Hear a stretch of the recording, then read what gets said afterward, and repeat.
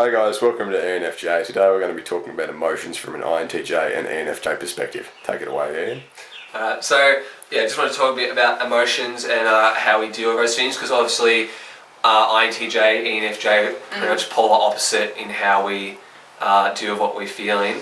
So I guess I just wanted to start with how we express emotions really to other people and sort of what we say and what we do to show that. So what do you do, Annette?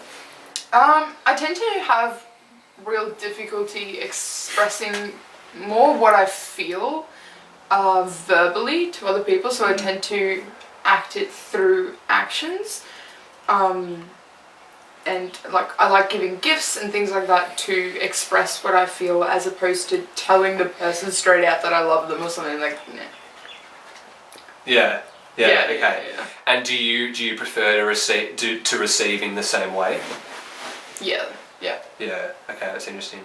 Yeah, for me with like emotions and stuff, why are you filming me, Jackson? I'm not. I know. I feel like I think I'm fairly good at expressing myself in talking and stuff. So yeah, I prefer to I just verbalize it really. And I mean, like in terms of love languages and physical affection, all that. Like, I don't know. I mean, if someone's like upset or I'm upset, then like, oh yeah, I want a hug. But it's not from everyone. It has to be real specific. And I think too, like, kind of similar to the idea we're talking about. For me, I feel like I have to be real careful who I share emotions to, because if someone tells stuff I'm feeling to someone else, that's a total break of trust for me. And then that'll make me feel worse, and I can't trust that person again. But B as well, it's kind of like if I'm not close enough to that person, or they don't understand where I'm coming from, then I feel like my emotions aren't really heard, and I actually end up feeling worse because of that. Yeah, I think more so than you, like, I don't think there's anyone probably in my life right now that I would feel comfortable totally sharing my emotions with and what I feel, sort of, and I don't necessarily even have that fear of getting hurt like you have. I just can't really do that with someone, so if I'm upset or if someone else is upset, I wouldn't want to hug them and console them. I'm more likely to say, okay, let's go do something to make you feel better, act out through those emotions. Yeah. Do you find it hard to understand like how other people deal with their emotions? Like if someone does want something like hugs, or maybe they want to go out and party when they're upset, like do you find that difficult to understand? Not so much anymore, with the Myers-Briggs.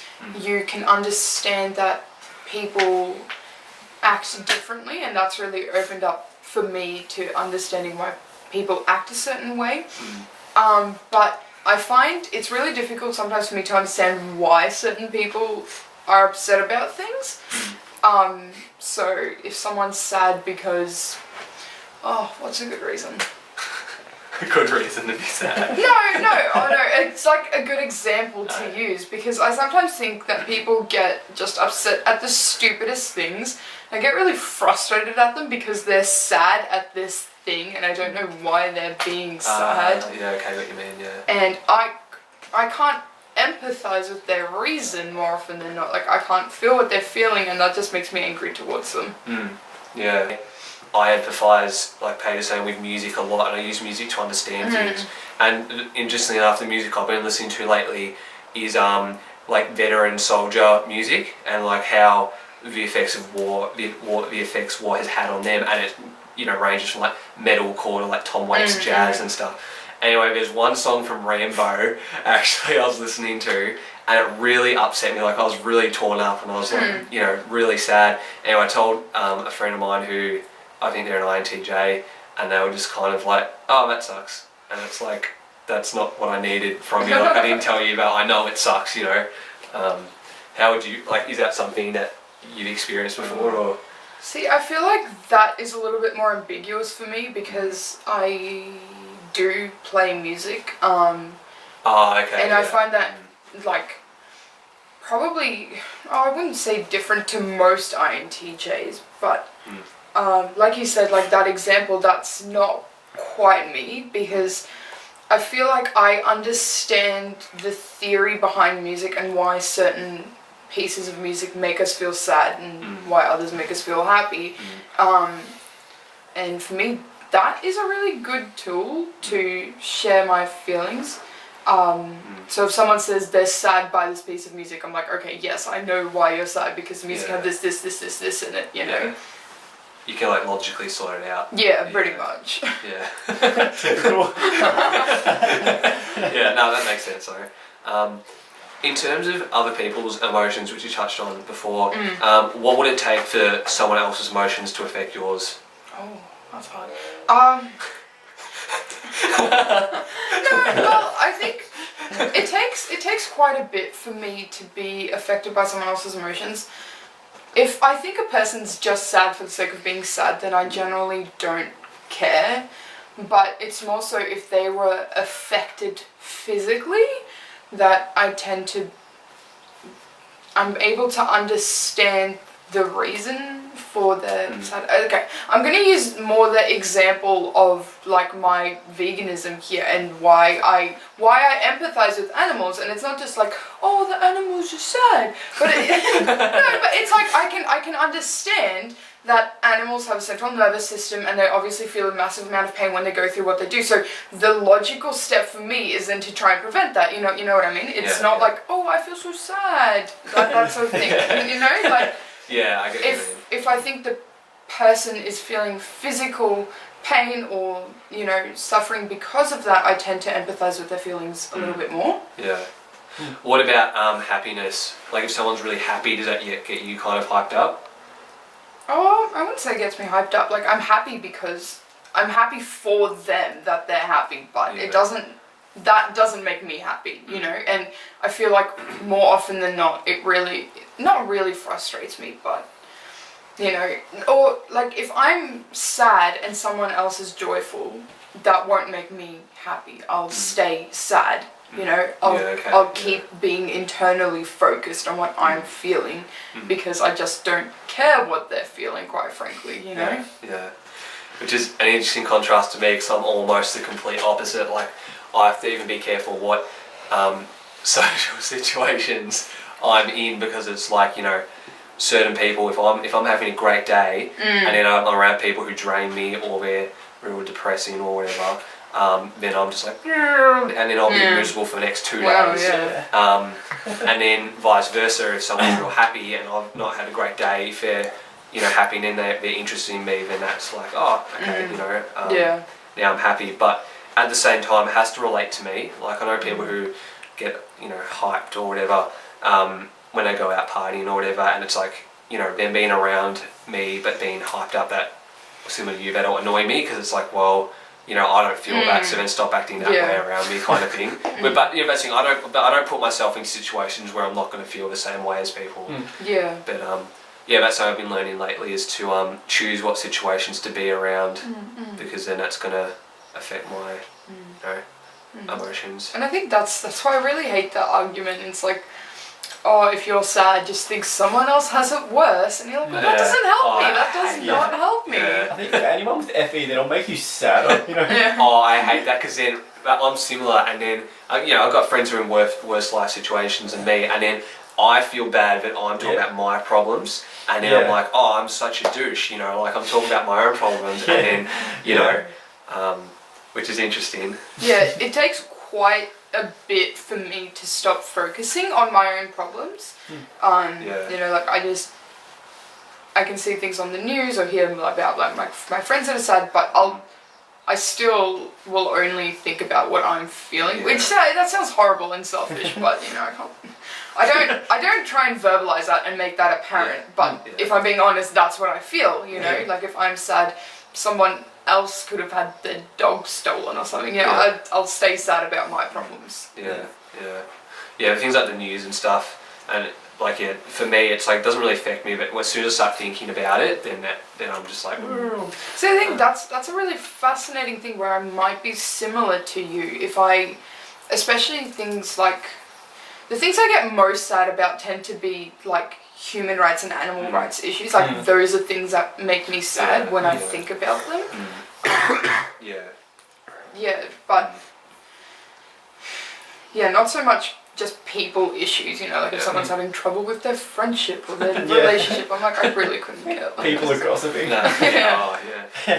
No, I get what you mean. No, yeah, like for me, year 12, I looked up a lot of World War II stuff about the Holocaust and stuff, and yeah, just similar events to that. It's like, man, that really makes me sad and upset. But yeah, in terms of like other people, it's like people I'm friends with. It's like, oh no, you broke up with your girlfriend. It sucks, but you know, and like I was going to be there and stuff, but I'm not really affected by it. Yeah, for sure. Yeah. Paige, do you have any questions or anything you want to add into? Or? I can't think of any questions. Yeah. Like, I'm not a part of the video, but hang on. Yeah, I think the only two I have were, when you try to empathize with someone, how do you go about it? Yeah. Have you guys covered that?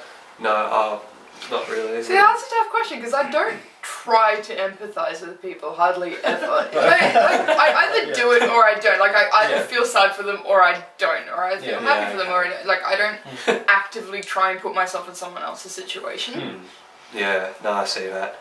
Yeah, I suppose I show empathy by because FE, of course, I study people intensely. It's like I watch the person and see how they react to things. And it's like, a lot of people, they seem to blanket rule stuff. They'll be like, oh, I enjoy hugs, everyone else enjoys hugs and they're upset, you know. Or for someone like you, I get to know, it's like, oh, okay, well, that person, they don't like hugs, don't give them a hug, you know, like that kind of thing. And so, I suppose I just cater towards what people want. And similar to what we were talking about one time with empathy, is it goes beyond people being upset or happy. It also goes into social situations. Like for me, with planning parties and social events, it's like, I'm so. I'm not gonna sound like super empathetic because I'm not, whatever. But like when I'm organising something in my head, I'll think, okay, I'm going to invite this person, they're going to have this person, which is going to react this way, and I just go through the list, and it's like everything doesn't mesh, then I'll be like, look, I can't be bothered doing this. Everything has to be real perfect, I suppose. I don't, See, contrary to you, I wouldn't care what anyone feels if they got left out. Because I realise that's just life. You can't... Or if someone, this has happened quite a few times this year, because everyone has 18ths, and when you don't get invited to it, even when you think you would, you're just like, that's okay, that's what happens, and whereas some people would feel really bad about it. So I don't feel bad leaving people out, because that's just what happens, deal with it. ENFJ emotions crushed. But I get what you mean though. I suppose to me it's not necessarily being left out, but more the people who I invite, because I'm good friends with them, it's like I want to make sure they have a good time. That's true. And I know that some people they're just not outgoing, and I feel the need to make sure that they're going to be comfortable, which is ridiculous because, if it's a birthday party, it's for you, it's not for other people, but it always ends up that way, I think. Yeah, I find that's one thing that really annoys me is when I try to organise like an outing or something. If I know in my mind there's two people that really don't get along, then I'm not going to want to invite them. Yeah, that's right. Yeah, because also I think in my mind I recognise it'll make it uncomfortable for everyone else there if there's two people that are just weird atmosphere. Ducks. Like ducks. Yeah, you're quacking at each other. You don't want that. I get you, man. I don't know if I was going to say, but do you have any other thoughts on empathy in general? Have you ever had any real positive or negative experiences when you've tried to be empathetic? I just don't. No, because I was just like, as I've grown older, sort of my friendship group has shrank, but that also in turn means that the people who I'm friends with, I'm really, really friends with. Like, I'm intensely close to them. So when they're sad, I feel the need to console them in the way that they want to be consoled. And it's just, I just distinctly remember the one time, Melody, obviously, very touchy-feely. And she was sad, so I was like, okay, I should probably hug her. Yeah, but it was really uncomfortable for me because I tried so hard to be empathetic with her, but I just couldn't, you know. Yeah. And I hope that didn't show, but yeah, it was. No, it was really hard for me, quite honestly. You know. Just reach out like this, like pat her on the head. Okay. Alright, I cut the video up there. Thanks for watching.